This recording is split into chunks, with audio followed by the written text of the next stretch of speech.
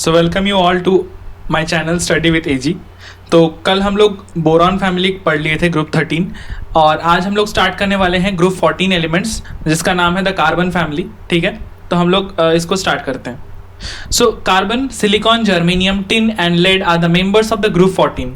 Carbon is the 17th most abundant element by mass in the earth crust. तो ये 17th number में आता है जब हम लोग abundant elements का बात करते हैं by mass in the earth crust. ठीक है, so it is widely distributed in nature in free as well as in the combined state. In elemental state it is available as coal. Elemental state में कैसे मिलता है? Coal, graphite और diamond के form में। ठीक है, जो इसके एलोट्रोप्स होते हैं। However in combined form it is present as metal carbonate, hydrocarbons and carbon dioxide gas, जैसे कि 0.03% इन एयर में रहता है। ठीक है, one can emphatically say that carbon is the most versatile element in the world. तो carbon जो होता है वो मोस्ट वर्सेटाइल एलिमेंट होता है वर्ल्ड में। ठीक है, its combination with other elements such as dihydrogen, dioxygen, chlorine and sulphur provides an astonishing array of materials ranging from living tissues to drugs and plastics. Organic chemistry is devoted to carbon containing compounds. It is an essential constituent of all living organisms. Naturally occurring carbon contains two stable isotopes, carbon 12 और and also carbon 13. ठीक है, in addition to this अब यहाँ पे ये जो दोनों है ये स्टेबल आइसोटोप्स होता है, कार्बन 12 और कार्बन, यहाँ पे 12 के नीचे ये आ जा रहा है तो मैं एक काम करता हूँ इसको हाईलाइट कर देता हूँ, कार्बन 12 और ये कार्बन 13। ठीक है, ये दो जो रहता है ये होता है स्टेबल आइसोटोप्स, और एक जो रहता है वो थर्ड वाला वो होता है कार्बन 14 जो कि एक रेडियो एक्टिव आइसोटोप रहता है और उसका हाफ लाइफ जो रहता है वो 5770 ईयर्स रहता है and used for radio carbon dating. इसको किस में यूज किया जाता है? जैसे कि आप लोग को पता होगा कि कोई फॉसिल फ्यूल्स को अगर हम लोग को डेट करना होगा कि कार्बन डेटिंग कितना मतलब पुराना है ये फॉसिल फ्यूल्स, उसको अगर एज निकालना हो तो हम लोग उसमें क्या यूज करते हैं? हम लोग उसको यूज करते हैं रेडियो एक्टिव आइसोटोप कार्बन 14 को, मतलब उसका हाफ लाइफ को पता ही होता है तो इसके कारण हम लोग उसको यहाँ से निकाल सकते हैं। सिलिकॉन इज द सेकेंड जो 27.7% बाय मास रहता है, most abundant element on the earth crust. तो आपको पता है, तो हम लोग जब स्टार्ट किए थे चैप्टर तो हम लोग देखे थे कि ऑक्सीजन सबसे ज्यादा अबंडेंट होता है, उसके बाद सिलिकॉन रहता है। ठीक है, in the nature in form of silica and silicates. ठीक है, सिलिका मतलब क्या होता है? सैंड को हम लोग सिलिका कहते हैं। ठीक है, इसके बाद silicon is very important components of ceramics, glass and cement. तो आप लोगों को बोरोसिल का तो नाम पता ही होगा शायद। तो बोरोसिल का जो होता है वो क्या होता है? बोरॉन और सिलिकॉन का मिक्स करके बोरोसिल बनाया जाता है। तो ये कंपनी का नाम ही असल में इसका दोनों कॉन्स्टिट्यूएंट को मतलब ये शो करता है कि पहली बात तो बोरॉन जो हार्ड बनाता है चीज़ को, और सिलिकेट हम लोग ग्लास में यूज़ करते हैं, ग्लास इंडस्ट्री में ज़्यादातर सिलिकेट यूज़ किया जाता है तो इसीलिए बोरो और सिल मतलब बोरोसिल बनता है। ठीक है, उसके बाद यहाँ पे उसके बाद है germanium exist only in traces, tin occurs mainly as cassiterite, जो SnO2 होता है कैसेटराइट, ये हम लोग मेटलर्जी में भी देखेंगे, ये एक ओर का नाम है, टिन स्टोन जिसको कहा जाता है। ठीक है, इसके बाद लेड जो रहता है वो गैलेना के फॉर्म में रहता है, PbS गैलेना। ठीक है, उसके बाद ultra pure form of germanium and silicon are used to make transistors and semiconductor devices. तो ये आप लोग फिजिक्स में पढ़े होंगे, जब आप लोग सेमीकंडक्टर पढ़े होंगे कि वहां पे हम लोग देखे हैं कि जो हम लोग का जर्मेनियम यूज होता है वो यूज होता है हम लोग का किस चीज में ये बनाने के लिए, और सिलिकॉन भी यूज होता है हम लोग का अल्ट्रा प्योर सेमीकंडक्टर बनाने के लिए। ठीक है, सो उसके बाद रहता है the important atomic and physical properties of group 14 elements along with their electronic configurations are given in table 11.3। Some of the atomic physical and chemical properties are discussed below. ठीक है, फर्स्ट है electronic configuration. The valential electronic configuration of these elements is NS2Np2। तो यहाँ पे NS2Np2 रहता है। ठीक है, the inner core of the electronic configuration of elements in this group also differs. Covalent radius, there is a considerable increase in covalent radius from carbon to silicon. Thereafter from silicon to lead a small increase in radius is observed. मतलब carbon से silicon तक एक बहुत ज्यादा increase देखा जाता है, considerable increase देखा जाता है, लेकिन उसके बाद सिलिकॉन से लेड तक बहुत ही थोड़ा सा इंक्रीज देखा जाता है। जैसे कि आप यहाँ पे देख सकते हैं कोवेलेंट रेडियस में कि यहाँ पे 77 के बाद 118 बन गया, बहुत ज्यादा बन गया, उसके बाद 122, 140, 146। लेकिन इसमें क्या देखा जा सकता है? अगर ट्रेंड का बात करें तो ट्रेंड का बात करेंगे तो नीचे जितना जाएंगे उतना साइज बढ़ते रहेगा, इसमें डिस्क्रिपेंसी नहीं आता जो बोरॉन और एल्यूमिनियम में आता हो, मतलब सॉरी एल्यूमिनियम और गैलियम में आता रहता था। ठीक है, so this is due to the presence of completely filled d and f orbitals in heavier elements. तो उसका भी रीजन जो है वही है कि डी एंड एफ ऑर्बिटल्स पूरा कंप्लीटली फिल्ड रहता है, लेकिन उसका जो स्क्रीनिंग इफेक्ट होता है वो ज्यादा नहीं होता है, इसीलिए वो अपना जो इलेक्ट्रॉन है उसको स्क्रीन नहीं कर पाता, तो इसीलिए उसका साइज जो है ज्यादा नहीं बढ़ पाता है, थोड़ा थोड़ा करके बढ़ता है, ठीक है। उसके बाद जो है ionisation enthalpy. The first ionisation enthalpy of group 14 member is higher than that corresponding of group 13 members. तो ग्रुप 13 से ग्रुप 14 वाला का जो फर्स्ट आयनाइजेशन एंथैल्पी है वो ज्यादा होता है। The influence of inner core electrons is also visible here. In general, the ionization enthalpy decreases down the group. Small increase in delta ionization of enthalpy from silicon to germanium to tin and slight increase in delta of ionization from Sn to Pb is the consequences of poor shielding effect of intervening DNF orbitals and increase in the size of the atom। तो वही ultimately जो reason रहेगा। So ये तो हम लोगों को पता है। अब यहाँ पे जो लिखा हुआ है कि small decrease in ionization enthalpy from silicon to germanium to tin and slight increase in ionisation enthalpy from tin to lead. Okay, तो यहाँ पे समझ में आ गया। अब अगर यहाँ पे देखते हो तो फर्स्ट आयनाइजेशन एंथैल्पी 1086, उसके बाद ये क्या होता है घटता है 786, उसके बाद फिर से 761, उसके बाद 708, लेकिन इसके बाद 708 के बाद ही 715, मतलब थोड़ा सा यहाँ पे इंक्रीज हुआ, ठीक है, ये समझ में आ गया। अब इलेक्ट्रोनेगेटिविटी हम लोग अगर देखते हैं तो due to small size elements of this group are slightly more electronegative than group 13 elements. The electronegativity values for elements from silicon to lead are almost the same. तो इलेक्ट्रोनेगेटिव वैल्यू जो रहता है वो सिलिकॉन से lead तक almost same ही रहता है। तो ये आप देख भी पाएंगे, यहाँ पे देख लेते हैं हम लोग इलेक्ट्रोनेगेटिविटी जो वैल्यू है वो यहाँ पे 2.5, इसके बाद 1.8, उसके बाद इक्वल्स टू 1 पॉइंट, इसके बाद इक्वल्स टू 1.8, यहाँ पे थोड़ा सा बढ़ता है 1.9, ठीक है। तो ये समझ में आ गया। इसके बाद हम लोग आगे बढ़ते हैं, वो जो लिखा हुआ है कि physical properties. So all group 14 members are solids, carbon and silicon are non metals. Carbon silicon जो रहता है वो क्या रहता है, नॉन मेटल्स रहता है। जर्मेनियम मेटालॉइड्स रहता है। तो यहाँ पे हम लोग लिख लेते हैं कार्बन और सिलिकॉन जो रहता है वो क्या रहता है, वो नॉन मेटल्स रहते हैं। यहाँ पे जर्मेनियम जो रहता है वो क्या रहता है, वो मेटालॉइड रहता है, metalloid.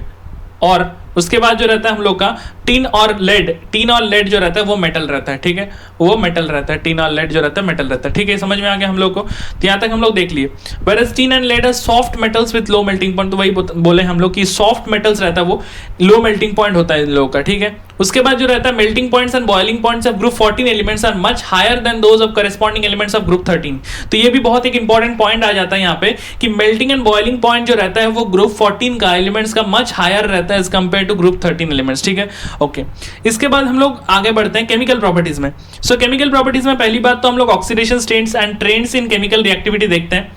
So the group 14 elements have 4 electrons in the outermost shell. The common oxidation states exhibited by these elements are +4 and +2. Carbon also exhibits negative oxidation state. Since the sum of the first 4 ionization enthalpy is very high, compounds in +4 oxidation states are generally covalent in nature. मतलब carbon क्योंकि negative oxidation state भी कभी कभी show करता है, तो carbon also exhibit negative oxidation state since the sum of the first 4 ionization enthalpy is very high. तो compound in +4 oxidation states are generally covalent in nature, ठीक है। In heavier members, the tendency to show +2 oxidation state increases in the sequence of germanium फिर tin फिर lead, ठीक है।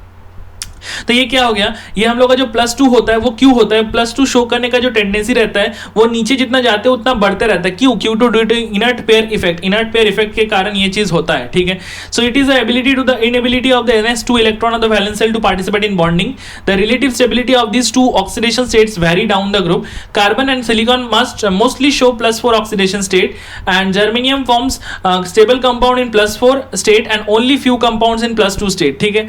So the in forms compound in both oxidation state, जैसे कि +2 ये reducing agent वाला होता है, is a reducing agent and lead compound in +2 stable and in +4 it is a strong oxidising agent, ठीक है। तो ये वाला जो पॉइंट है ये इंपॉर्टेंट है, ये जेई एडवांस में एक बार पूछ चुका है, तो यहाँ से आप लोगों को अच्छा से याद रखना है ये चीज को। जो जेई मतलब पूछता है तो वो पॉइंट तो आपको थोड़ा सा ज्यादा इंपॉर्टेंट हो जाता है। एडवांस अगर पूछा है तो उसको मेंस में रिपीट होने का टेंडेंसी रहता है कि यहाँ पर रिड्यूसिंग एजेंट कौन सा रहता है, SN का जो +2 फॉर्म रहता है। तो आपको ऐसे डायरेक्ट नहीं पूछेगा कि SN+2, आपको ऐसे दिख देगा कि SnCl2 होगा एक रिड्यूसिंग एजेंट और SnCl4 जो होगा वो ज्यादा स्टेबल होगा। और एक चीज पूछेगा यहाँ पे जो PbCl2 है वो क्या हो जाएगा, वो PbCl2 जो रहेगा वो रह जाएगा आपका स्ट्रॉन्ग स्टेबल वाला, और PbCl4 जो रह जाएगा वो क्या हो जाएगा आपका ऑक्सीडाइजिंग एजेंट, ठीक है। मतलब ये जाके नीचे में जाना चाहिए और ये बढ़ के ऊपर में जाना चाहिए, ऐसे टाइप का, ठीक है। समझ में आ गया। ओके, नाउ इसके बाद हम लोग आगे देखते हैं कि क्या लिखा हुआ है। आगे जो लिखा हुआ है यहाँ पे कि in tetravalent state the number of electrons around the central atom in a molecule example carbon is CCl4 is 8 being electron precise molecule they are normally not expected to act as electron acceptor or electron donor species मतलब क्योंकि इसमें electron precise molecule होता है तो हम लोग जब पहले भी पढ़े थे तब हम लोग देखे थे कि इलेक्ट्रॉन प्रिसाइज मॉलिक्यूल किसको कहा जाता है जिसमें वैलेंस इलेक्ट्रॉन 4 रहता है कि ताकि कोई 4 इलेक्ट्रॉन वाला कोई मतलब किसी को अट्रैक्ट बनाएगा कंपाउंड बनाएगा तो उसमें 4 और 4 8 हो जाएगा मतलब पूरा 8 नंबर ऑफ इलेक्ट्रॉन मतलब कंप्लीट ऑक्टेट कंप्लीशन होता है उसमें तो इसी कारण क्या हो जाता है वो इलेक्ट्रॉन प्रिसाइज मॉलिक्यूल होता है मतलब जितना चाहिए उतना ही है ऐसा टाइप का ठीक है तो इसीलिए वो ना इलेक्ट्रॉन एक्सेप्टर ना तो इलेक्ट्रॉन डोनर स्पीशीज रहता है इसीलिए वो लुईस एसिड या लुईस बेस के जैसा काम में नहीं आता है लेकिन although carbon can not exceed it's covalency more than 4 other elements of the group can do so it is because of the presence of D orbitals in them तो बाकी जो एलिमेंट्स रहते हैं वो क्या करते हैं वो अपने कोवैलेंसी को एक्सपैंड कर सकते हैं due to the availability of valence d orbital ठीक है due to this their halides undergo hydrolysis and have tendency to form complex by accepting electron from donor species मतलब यहाँ पे एक बहुत इंपॉर्टेंट लाइन लिखा हुआ है कि their halides undergo hydrolysis and have a tendency to form complex by accepting electron pairs from donor species ठीक है so for example the species like SiF62- GeCl62- SnOH62- exist where the hybridization of the central atom is sp3d2 तो ये important रहता है कि ये जो मतलब SiF62- GeCl62- जो कंपाउंड है उसका जो हाइब्रिडाइजेशन है वो sp3d2 है ठीक है उसके बाद हम लोग देखते हैं reactivity towards oxygen so all members when heated in oxygen forms oxide there are mainly two types of oxide that is monoxide and dioxide of formula MO and MO2 respectively SiO only exists at high temperature तो silicon monoxide जो होता है वो क्या होता है वो high temperature में एग्जिस्ट करता है तो इसमें अगर आपको पूछता है कि ये वाला का कौन सा ऑक्सीडेशन स्टेट होगा तो आपको देखने को मिलेगा कि SI के ऊपर +2 ऑक्सीडेशन स्टेट है तो +2 वाला जो ऑक्सीडेशन स्टेट है हम लोगों ने पहले ही बताया कि ये ज्यादातर क्या हो जाता है ये +4 में जाना चाहता है तो ये क्या करता है ये 2 इलेक्ट्रॉन और लूज कर देते हैं तो 2 इलेक्ट्रॉन लूज करने का मतलब क्या होता है ये 2 इलेक्ट्रॉन दूसरे को देता है तो दूसरे को 2 इलेक्ट्रॉन देता है मतलब ये एक रिड्यूसिंग एजेंट के जैसा काम में आता है ठीक है सो रिड्यूसिंग एजेंट में जैसा काम में आता है तो इसीलिए SiO जो है वो एग्जिस्ट करता है बहुत हाई टेम्परेचर में oxides in other higher oxidation states of elements are generally more acidic than those in lower oxidation state मतलब जो हायर ऑक्सीडेशन स्टेट में जिसका ऑक्साइड मिलता है वो क्या हो जाता है ज्यादा एसिडिक होता है तो मैं यहाँ पे एक चीज लिख सकता हूं कि higher oxidation state is more acidic is more और यहां पहले हम लोग ऑक्साइड लिख लेते हैं तो oxide of higher oxidation state oxide of ये इन नहीं होगा oxide of higher oxidation state is more acidic than that of lower oxidation state lower oxidation state तो ये बहुत इंपॉर्टेंट पॉइंट है oxide of higher oxidation state is more acidic than that of lower oxidation state ठीक है so the dioxides CO2 SiO2 and GeO2 are acidic whereas SnO2 and PbO2 are amphoteric तो ये बहुत important point है CO2 SiO2 और GeO2 जो रहता है वो क्या होता है एसिडिक रहता है SnO2 और PbO2 क्या रहता है एम्फोटेरिक रहता है एमंग मोनोऑक्साइड CO जो रहता है वो न्यूट्रल रहता है GeO जो रहता है वो फिर एसिडिक रहता है और SN और PbO जो रहता है फिर से एम्फोटेरिक रहता है मतलब यहां से क्या समझ में आया कि मोनोऑक्साइड या dioxide of SN and PB are both amphoteric in nature ठीक है सो SN का O2 भी देख लीजिए PbO2 भी देख लीजिए यहाँ पे SN और PbO भी देख लीजिए दोनों एम्फोटेरिक नेचर के रहता है ठीक है नाउ यहाँ पे एक क्वेश्चन दिया हुआ है कि select the members of group 14 that forms the most acidic dioxide second part जो है is commonly found in +2 oxidation state and used as a semiconductor तो पहली बात जो है forms the most acidic dioxide तो ये तो हमेशा कार्बन होगा कार्बन डाइऑक्साइड उसके बाद जो लिखा है कि +2 ऑक्सीडेशन स्टेट में मिलता है ज्यादातर तो ये लेड होगा और यहाँ पे यूज्ड सेमीकंडक्टर ये सिलिकॉन और जर्मेनियम दोनों होगा ठीक है इसके बाद हम लोग देखते हैं नेक्स्ट जो रिएक्शन है reactivity towards water so carbon silicon and germanium are not affected by water tin decomposes steam to form dioxide and dihydrogen gas so Sn + 2H2O heat करेंगे तो इसमें क्या आएगा SnO2 + 2H2 गैस रिलीज होगा तो ये थोड़ा सा इंपॉर्टेंट रिएक्शन हो जाता है कि टीन अगर डायरेक्ट वाटर के साथ tin decomposes steam to form dioxide and dihydrogen gas ठीक है lead is unaffected by water ये बहुत इंपॉर्टेंट पॉइंट है probably because of the protective film formation तो ये एक रीजन में आ सकता है कि lead is unaffected by water what is the reason behind this तो यहाँ पे रीजन हो जाएगा कि प्रोटेक्टिव ऑक्साइड फिल्म फॉर्मेशन हो जाता है ऊपर में तो इसके कारण क्या हो जाता है उसका जो रिएक्शन होता है वो नहीं हो पाता है वाटर के साथ ठीक है इसके बाद जो है reactivity towards halogen So these elements can form halides of the formula MX2 and MX4, where X is equals to fluorine, chlorine, bromine, iodine. Except carbon, all other members react directly with halogen under suitable condition to make halides. Most of the MX4 are covalent in nature. ये बहुत बहुत important सा point है जो अलग से मतलब हम लोग मेंशन करें कि मोस्ट ऑफ द MX4 जो रहते हैं वो कोवेलेंट नेचर के रहते हैं. The central metal atom in these halides होता है sp3 hybridization and the molecule is tetrahedral in shape. तो बहुत ही मतलब नॉर्मल चीज है, ठीक है. Exception are SNF4 and PbF4 which are ionic in nature. So ये SNF4 और PbF4 जो होता है वो क्या होता है, आयनिक नेचर का होता है. तो मैं अलग से यहाँ पे लिखता हूँ ताकि आप लोग भी इसे अलग से लिख ले अपने बुक में कि SNF4 एंड PbF4 क्या होता है. ये दोनों SNF4 और PbF4 जो दोनों होते हैं ये क्या होता है, ये होता है आयनिक इन नेचर. ये आयनिक इन नेचर होता है, ठीक है जी.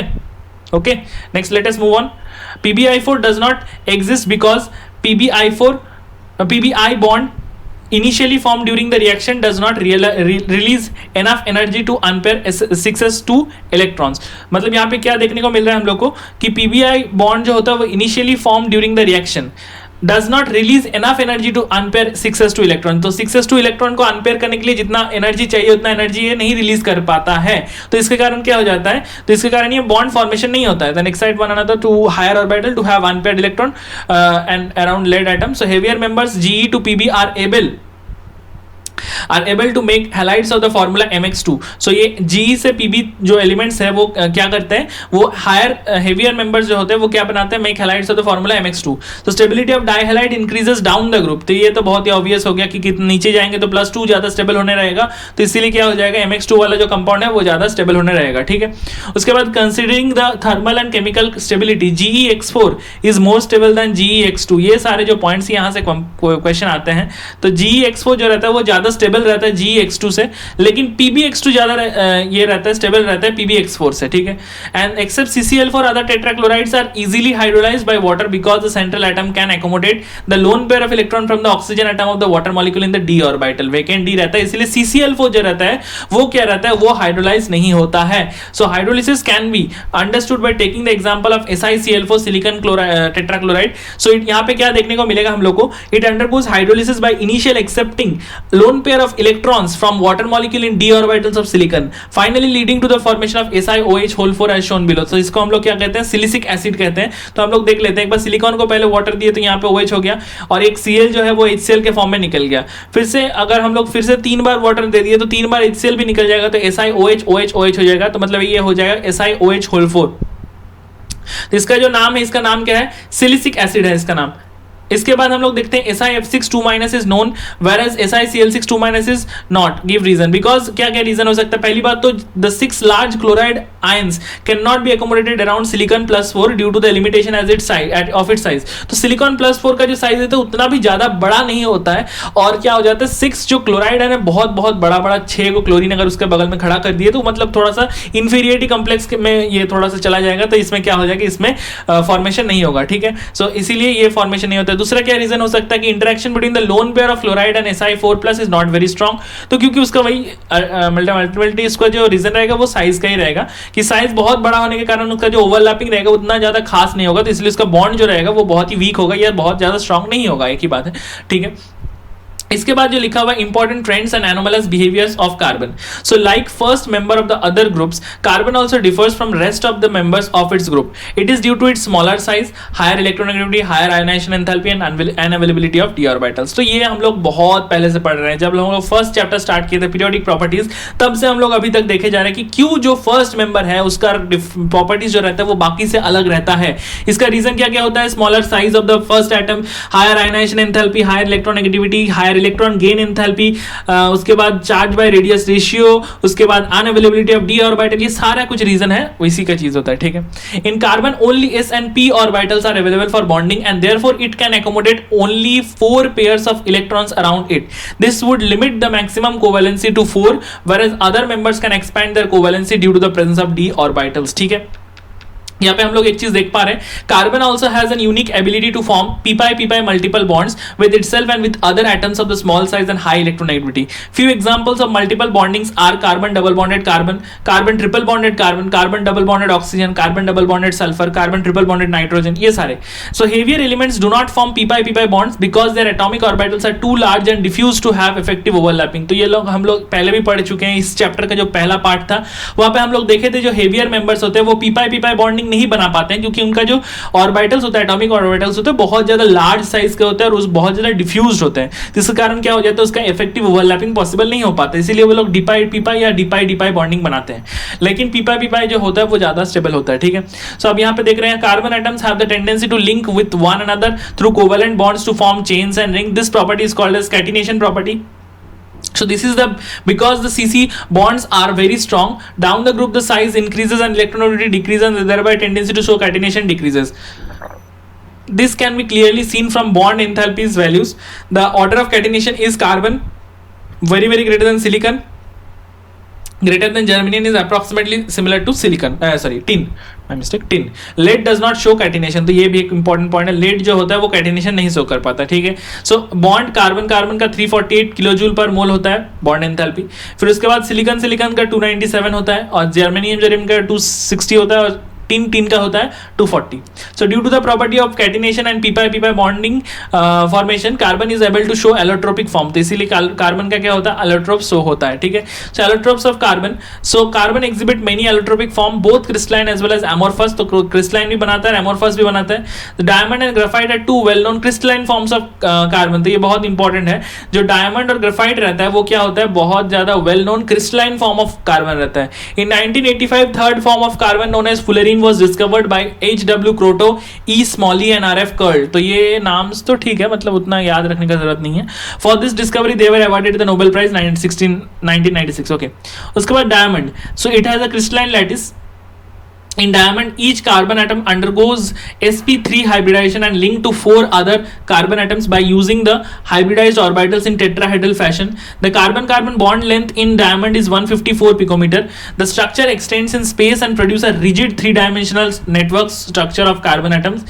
In this, अच्छा, इसमें जो पॉइंट है मैं उसको एक बार हाईलाइट कर रहा हूँ, मतलब इंपॉर्टेंट मार्क कर रहा हूँ. जो sp3 हाइब्रिडाइजेशन है वो इंपॉर्टेंट है, ईच कार्बन एटम. इसके बाद जो लिखा हुआ यहाँ पे टेट्राहेड्रल फैशन में होता है, ये इंपॉर्टेंट है. कार्बन का जो बॉन्ड लेंथ है, इसका जो वैल्यू है ये आपको इंपॉर्टेंट है, मतलब 154 आपको याद रहना चाहिए. ठीक है, मैं क्यों बता रहा हूँ बाद में. फिर उसके बाद रिजिड 3-डायमेंशनल नेटवर्क ऑफ कार्बन एटम्स, ये ठीक है. इसके बाद जो यहाँ पे लिखा हुआ है कि डायरेक्शनल कोवेलेंट बॉन्ड रहता है, इसमें ये बहुत इंपॉर्टेंट पॉइंट रहता है कि डायरेक्शनल कोवेलेंट बॉन्ड रहता है present throughout the lattice. It is very difficult to break extended covalent bonding and therefore diamond is the hardest substance on the earth. It is used as an abrasive for sharpening hard tools in making dies and in the manufacturing of tungsten filaments for electric light bulbs. ठीक है, समझ में आ गया. मतलब ये जो रहता है बहुत ज्यादा हार्ड होता है, मतलब इसको हम लोग कह सकते हैं कि ये थर्मली बहुत ज्यादा स्टेबल रहता है, ऐसे कह सकते हैं हम लोग, थर्मली स्टेबल रहता है ये. ठीक है, इसके बाद हम लोग आ जाते हैं नेक्स्ट जो टॉपिक है. अच्छा, इसका जो प्रॉब्लम है इसको भी देख लेते हैं. Diamond is covalent yet it has high melting point. Why? Diamond has a 3-डायमेंशनल network involving carbon bonds which are very difficult to break and is turn has a high melting point. इसके बाद जो graphite है, मतलब मैं इसको क्यों याद रखने के लिए बोल रहा हूँ, तो इसमें ग्रेफाइट और डायमंड में कंपैरिजन के बेस्ड एक बार जेईई एडवांस में क्वेश्चन आया था, मल्टीपल करेक्ट क्वेश्चन आया था. तो ये वाला जो क्वेश्चन आता है, ये वाला कैसे आता है, मैं एक बार पहले ही आपको क्वेश्चन का थोड़ा सा इंट्रोडक्शन बता देता हूँ. कि यहाँ पे एक चीज पूछा गया था कि इसका जो बॉन्ड ऑर्डर होगा वो डायमंड का ज्यादा होगा या ग्रेफाइट का ज्यादा होगा. मतलब यहाँ पे अगर बॉक्स में आपको फिल करने दिया तो बॉन्ड ऑर्डर जो रहेगा वो डायमंड का रहेगा ज्यादा या ग्रेफाइट का रहेगा ज्यादा. तो इसमें आपको एक पता है एक चीज कि अगर बॉन्ड लेंथ बड़ा होता है, बॉन्ड लेंथ इंक्रीज होता है, तो दिस इंप्लाइज क्या हो जाता है, बॉन्ड ऑर्डर कम हो जाता है, क्योंकि बॉन्ड लेंथ अगर कम होता है तो बॉन्ड ऑर्डर भी ज्यादा होता है. ठीक है, जिसमें बॉन्ड लेंथ अगर इंक्रीज होता है तो बॉन्ड ऑर्डर डिक्रीज होता है. तो इसमें अगर हम लोग एक चीज देखें कि पहले तो हम लोग 154 पिकोमीटर देख चुके हैं. अब यहाँ पे लिखा हुआ है graphite has layered structure, layers are held by van der Waals forces and distance between 2 layer is 340 picometre. Each layer is composed of planar hexagonal rings of carbon bond length within the layer is 141.5 picometre. मतलब इसमें जो होता है 141.5 picometre, मतलब होता है क्या, bond length जो होता है, बॉन्ड लेंथ किससे ज्यादा होता है, डायमंड का ज्यादा होता होता है एज कम्पेयर टू ग्राफाइट। तो इसमें बॉन्ड ऑर्डर अगर आपको पूछता है तो बॉन्ड ऑर्डर किसका ज्यादा होगा, क्योंकि इसका बॉन्ड लेंथ कम है तो इसका बॉन्ड ऑर्डर ज्यादा होगा। ठीक है, ये समझ में आ गया। अब इसके बाद और एक जो प्रॉपर्टी है और एक बेस्ड प्रॉपर्टी बेस्ड क्वेश्चन आता है, वो आता है कि थर्मली कौन सा ज्यादा स्टेबल होता है। तो थर्मली स्टेबिलिटी अगर आपको ऑर्डर पूछता है थर्मली स्टेबल कौन ज्यादा होगा, तो थर्मली स्टेबल में कंडक्टिंग नेचर नहीं, थर्मल स्टेबिलिटी में हम लोग देखते हैं कि जितना ज्यादा स्ट्रॉन्ग बॉन्डिंग है, तो इसमें क्योंकि ग्राफाइट में वैन फोर्सेस रहता है तो थर्मली ज्यादा स्टेबल रहता है डायमंड। उसके बाद कौन रहता है, उसके बाद रहता है ग्राफाइट। तो ये आपको बाद में भी देखने को मिलेगा शायद, मैं एक बार लास्ट में भी देख लेता हूँ, वो एक बार देख लेते हैं हम लोग। ठीक है, तो पहली बात तो हम लोग इसको अभी रब करते हैं, ये डायमंड ग्राफाइट का पार्ट को इसको एक बार हम लोग अच्छे से देखते हैं, जब हम लोग देखेंगे फिर इसको हम लोग कवर करेंगे। पहली बात तो ये बॉन्ड ऑर्डर क्लियर होना चाहिए, तो बॉन्ड ऑर्डर क्लियर हो गया। अब इसके बाद हम लोग देखते हैं कि ग्राफाइट में और क्या क्या लिखा हुआ है। तो यहाँ पे लिखा हुआ है ईच कार्बन, हाँ ये वाला पॉइंट बहुत इंपॉर्टेंट है, जिसमें sp2 हाइब्रिडाइजेशन मिलता है, लेकिन डायमंड में क्या मिलता है, sp3 मिलता है। ठीक है, makes 3 sigma bond with 3 neighbouring and 4th electron forms a pi bond. The electrons are delocalized over the whole sheet. Electrons are mobile, मतलब इलेक्ट्रॉन्स जो रहता है वो घूमते रहते हैं। Therefore graphite conduct electricity along the sheet. Graphite cleaves easily between the layers and therefore it is a soft and slippery। तो इसलिए हम लोग क्या करते हैं, इसको यूज करते हैं लुब्रिकेंट के जैसा इन machines running at higher temperature where oils cannot be used। ठीक है, उसके बाद मतलब conducting nature में भी ग्राफाइट जीत जाता है। उसके बाद fullerenes are made by heating of graphite in an electric arc in the presence of inert gases such as helium or argon। The sooty material formed by condensation of vaporized CN small molecules consist of C60 with smaller quantity of C70 and traces of fullerenes consist of even number of carbons atom up to 350 or above। So fullerenes are the only pure form of carbon। तो ये बहुत important point है, fullerenes जो रहता है वो only pure form of carbon रहता है because they have smooth structure without any dangling bonds, कोई भी डैंगलिंग बॉन्ड्स नहीं रहता है। fullerenes are cage like molecule, C60 molecule have a buckminster fullerene इसको बोला जाता है क्योंकि इसका जो सॉकर लाइक शेप रहता है। ठीक है, सो इट कंटेन्स ऑफ, ये क्वेश्चन बहुत बार आ चुका है, it contains of 26 membered rings. 26 membered rings नहीं, 26 मेंबर्ड रिंग्स, मतलब ऐसे 26 मेंबर्ड रिंग्स, 6 मेंबर्ड रिंग्स, ये आपको याद रखना है, बहुत इंपॉर्टेंट है। एंड 12 5 मेंबर्ड रिंग्स, तो यहाँ पे 12 जो रहता है वो क्या रहता है, 5 मेंबर्ड रिंग्स। ठीक है, 5 मेंबर्ड रिंग्स, ये समझ में आ गया। इसके बाद जो रहता है अ 6 membered ring is fused with a 6 और अ 5 membered ring, but a 5 membered ring can only fuse with a 6 membered ring. मतलब जो 6 मेंबर्ड रहता है वो 5 मेंबर्ड और 6 मेंबर्ड से अपने आप मतलब वर्ल्ड शेयर करता है, लेकिन जो 5 मेंबर्ड रहता है वो सिर्फ 6 मेंबर्ड के साथ वर्ल्ड शेयर करता है, वो 5 मेंबर्ड के साथ वर्ल्ड शेयर नहीं करता है। So all the carbon atoms are equal and they undergo sp2 hybridization। Each carbon atom forms 3 sigma bonds with other 3 carbon atoms। The remaining electrons at each carbon is delocalized in the molecule orbitals and which in turn gives aromatic character to molecule। तो ये इसीलिए क्या हो जाता है, aromatic हो जाता है। So this ball shaped molecule has 60 vertices and each one is occupied by 1 carbon atom and it also contains both single and double bonds with carbon carbon distance of 143 and 138 picometer respectively। Spherical fullerenes are also called as buckyballs in short। ठीक है, उसके बाद it is very important to note that graphite is thermodynamically most stable allotrope of carbon. तो यहाँ पे मैंने जो पहले बताया था डायमंड वाला, तो वो गलत था। आपको ये चीज याद रखना है कि ग्राफाइट जो रहता है वो थर्मोडायनेमिकली ज्यादा स्टेबल होता है। ठीक है, तो हम लोग को क्या याद रखना है कि ज्यादा फिजिकली अगर स्टेबिलिटी का बात करते हैं तो फिजिकली कौन स्टेबल है। ओके, तो इसमें एक चीज बहुत इंपॉर्टेंट पॉइंट आता है यहाँ पे, थर्मोडायनामिकली और थर्मली, मतलब दोनों में बहुत ज्यादा अंतर है। थर्मोडायनामिकली कौन ज्यादा स्टेबल फॉर्म है, वो एलोट्रोप है, मतलब वो कौन सा एलोट्रोप है, वो है ग्राफाइट। लेकिन थर्मली जो है, थर्मली कौन सा है, थर्मली अगर हम लोग देखें मतलब ज्यादा हीट करेंगे तो कौन ज्यादातर हीट सहन कर पाएगा, तो वो हो जाएगा डायमंड, क्योंकि डायमंड का जो फॉर्मेशन होता है बहुत ज्यादा स्ट्रॉन्ग होता है, तो इसीलिए वो ज्यादा स्ट्रॉन्ग हो जाता है। ठीक है, therefore delta H of formation of graphite is taken as 0। So यहाँ पे हम लोग जो डेल्टा एच ऑफ फॉर्मेशन होता है वो ग्राफाइट का 0 कंसीडर करते हैं, लेकिन डेल्टा एच ऑफ डायमंड क्या रहता है, डायमंड एंड फुलरीन रहता है 1.9 और 38 किलो जूल पर मोल रेस्पेक्टिवली। ठीक है, मतलब ज्यादा स्ट्रॉन्ग नेचर का कौन होगा, बहुत ज्यादा स्ट्रॉन्ग कौन होगा, strong most hardest substance is diamond. ठीक है, तो इसीलिए डायमंड सबसे ज्यादा स्ट्रॉन्ग हो गया। उसके बाद आ गया हमारा ग्राफाइट का बात। ग्राफाइट में हम लोग थर्मोडायनेमिकली इसको स्टेबल मानते हैं कि उसका जो डेल्टा जी है उसका वैल्यू हम लोग 0 मान के चलते हैं, मतलब डेल्टा एच ऑफ फॉर्मेशन जो है वो 0 मान के चलते हैं। ठीक है, तो इसके कारण delta H of formation of diamond and fullerene हम लोग निकाल सकते हैं। ठीक है, other forms of elemental carbon like carbon black, coke, charcoal are all impure forms of graphite or fullerenes. Carbon black is obtained by burning hydrocarbons in limited supply of air. Charcoal and coke are obtained by heating wood or coal respectively at high temperature in the absence of air. ठीक है, सो ये वाला part हम लोग cover हो गया. हम लोग आगे बढ़ते हैं यूजेस ऑफ कार्बन में. So graphite fibres embedded in plastic material form high strength light weight composites. The composites are used in products such as tennis rackets, फिर fishing rods, aircrafts and canoes. Being good conductor, graphite is used for electrodes in batteries and industrial electrolysis.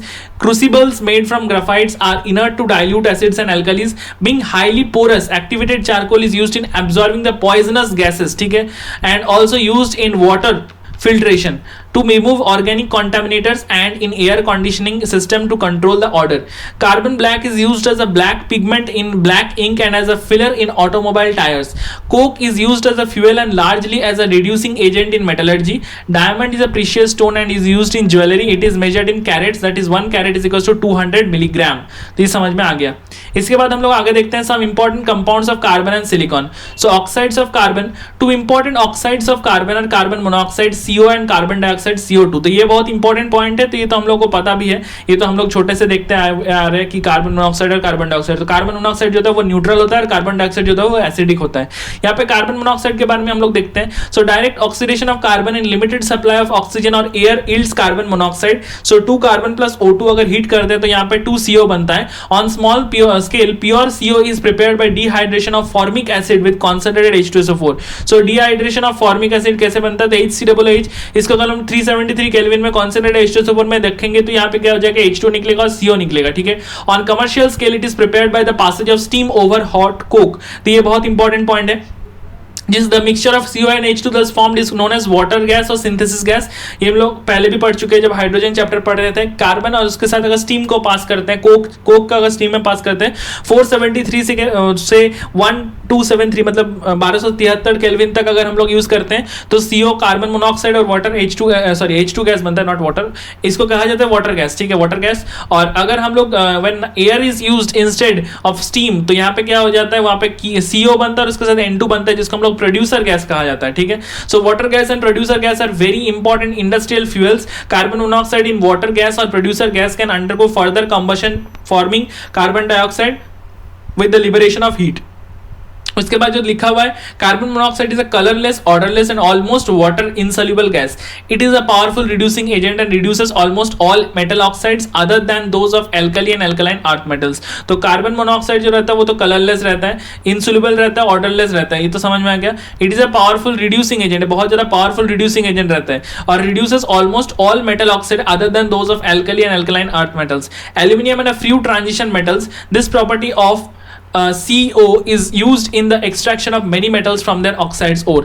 So Fe2O3 plus 3CO gaseous देंगे तो heat करेंगे तो 2Fe plus 3CO2.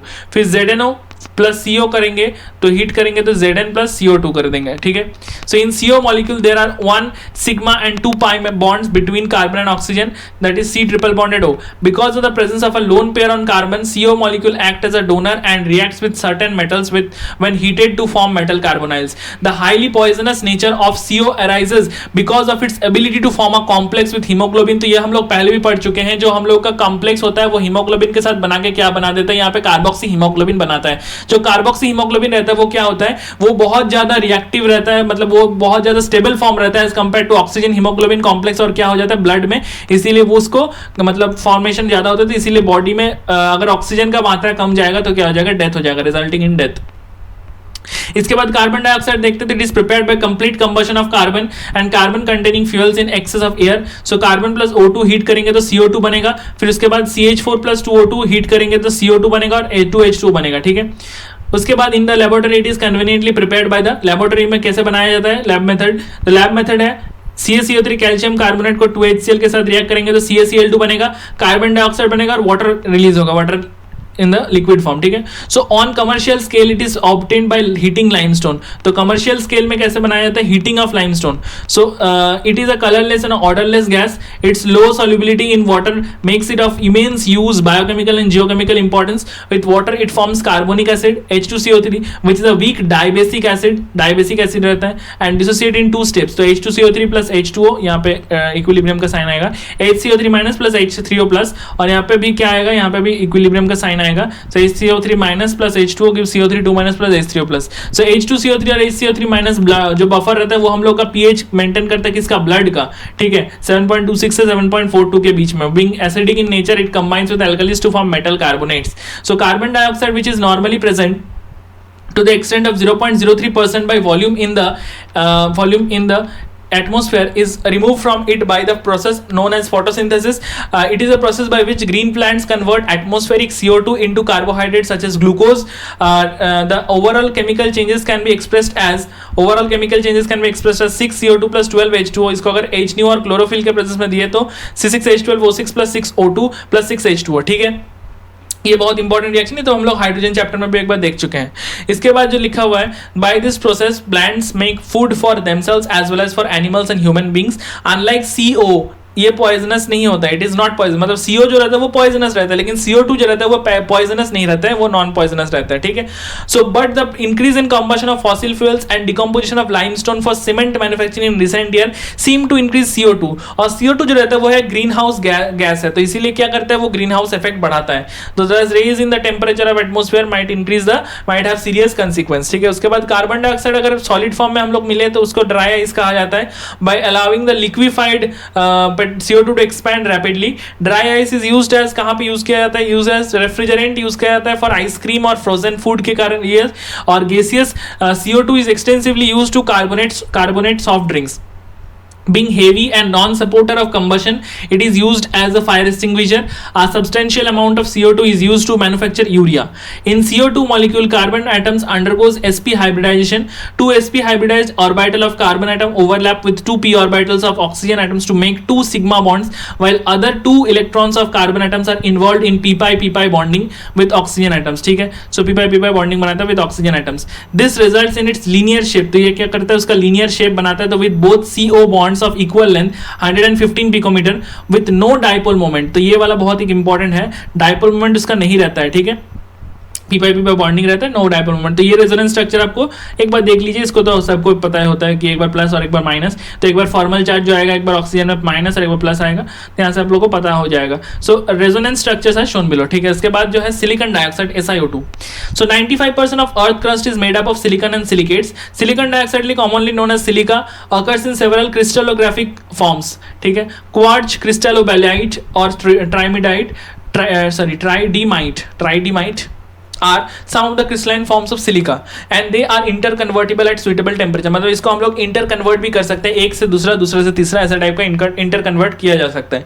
सो silicon dioxide जो रहता है वो एक कोवेलेंट कंपाउंड रहता है, covalent 3-dimensional giant network solid रहता है, which is each silicon atom is covalently bonded with a tetrahedral manner to form oxygen atom to 4 other oxygen atom. So each oxygen atom in turn covalently bonded to another silicon atom as shown in the diagram. तो ऐसे करके एक net जैसा structure बनता है. तो silicon O silicon, मतलब silicon O silicon O silicon ऐसे करके बनता है. ठीक है, ऐसे करके बनेगा और इधर भी बनेगा. तो मतलब हर साइड में ये 3-dimensional एक बहुत बिछा के रखेगा एक स्ट्रक्चर बड़ा सा. ठीक है, so each corner is shared with another tetrahedron. So the entire crystal may be considered as a giant molecule in which 8-membered rings are formed. तो 8 मेंबर कैसे, 1 2 3 4 5 6 7 8, तो 8 मेंबर का एक रिंग बन रहा है. ठीक है, तो ये समझ में आ गया. उसके बाद silica in its normal form. अच्छा, यहाँ पे कोई लाइन मिस हो गया क्या, देख लेते हैं एक बार. 8 member rings are formed with alternate silicon and oxygen. नहीं, यहाँ पे ठीक है. इसके बाद silica in its normal form is almost non reactive towards because of very high SiO bond enthalpy. It resist the attack by halogens, dihydrogen and most of the acids and metals even at elevated temperature. However, it is attacked by HF and NaOH. तो HF और NaOH से reaction होता है, तो SiO2 plus 2 NaOH gives Na2SiO3 plus H2O और SiO2 plus 4 HF gives SiF4 plus 2 H2O. ठीक है, सो quartz जो होता है वो एक्सटेंसिवली यूज होता है पीजो इलेक्ट्रिक मटीरियल. ये तो आप लोग को पता है, ये आप लोग अगर सॉलिड स्टेट पढ़े होंगे तो आप लोग वहाँ पे भी पढ़े होंगे कि क्वार्ट्ज जो रहता है वो पीजो इलेक्ट्रिसिटी में यूज होता है. So it has made possible to develop extremely accurate clocks, modern radio televisions, broadcasting and mobile radio communications. Silica gel is used as a drying agent and support chromatographic materials and as a support for chromatographic materials and catalysts. ठीक है, उसके बाद ये जो important सा ये है, यहाँ से एक बार में इसने क्वेश्चन पूछा था, क्रिस्टल गुड जो रहता है वो एमोर्फस फॉर्म ऑफ सिलिका रहता है, वो क्रिस्टलाइन फॉर्म नहीं रहता है, वो एमोर्फस फॉर्म ऑफ सिलिका रहता है, जिसको हम लोग किस में यूज करते हैं, फिल्ट्रेशन प्लांट्स में यूज करते हैं, ठीक है। इसके बाद हम लोग देखते हैं silicones. Silicones they are the group of organo silicon polymer which have R2SiO as a repeating unit. The starting material for the manufacturing of silicon are alkyl or aryl substituted silicon chloride, जैसे कि RnSiCl4-N। तो ये जो compound है इसको ठीक से थोड़ा सा ध्यान रखिए, RnSiCl4-N, where R is alkyl or aryl group. When methyl chloride reacts with silicon in the presence of copper as a catalyst at a temperature 573 Kelvin, various types of methyl substituted chlorosilane of formula MESiCl3, Me2SiCl2, Me3SiCl with small amount of Me4Si are also formed. Hydrolysis of dimethyl dichlorosilane जैसे कि CH3(2)SiCl2 followed by the condensation polymerization yield straight chain polymer. तो straight chain polymer कौन बनाता है, CH3(2)SiCl2। तो एक बार देख लेते हैं, पहले CH3Cl लिए, उसको सिलिकॉन के साथ रिएक्ट किए, कॉपर पाउडर और 570 या 573 केल्विन यूज किए। उसके बाद यहाँ पे क्या बना, CH3(SiCl2), ठीक है।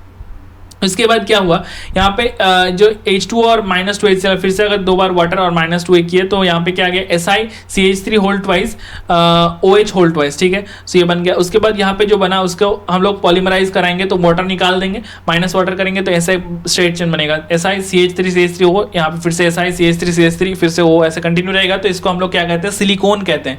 The chain length of the polymer can be controlled by adding CH3(SiCl), जिसमें 3 गो एल्काइल ग्रुप होगा ऐसे टाइप का, ऐसे ऐसे ऐसे, मतलब R R R और यहाँ पे Cl होगा। तो इसको हम लोग क्या कहते हैं, इसको हम लोग चेन टर्मिनेटिंग पॉलीमर भी कहते हैं। इसको क्या कहा जाता है, चेन टर्मिनेटिंग पॉलीमर।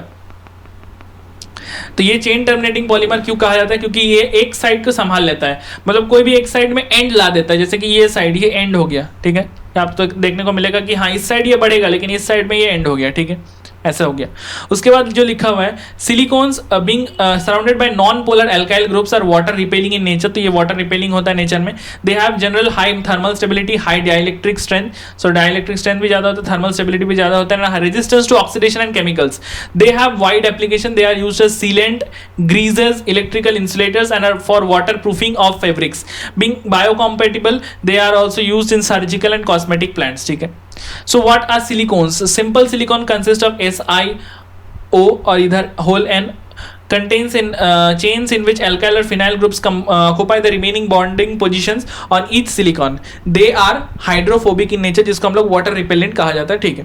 अब इसके बाद जो है silicate, ये भी बहुत इंपॉर्टेंट है। A large number of silicate minerals exist in nature.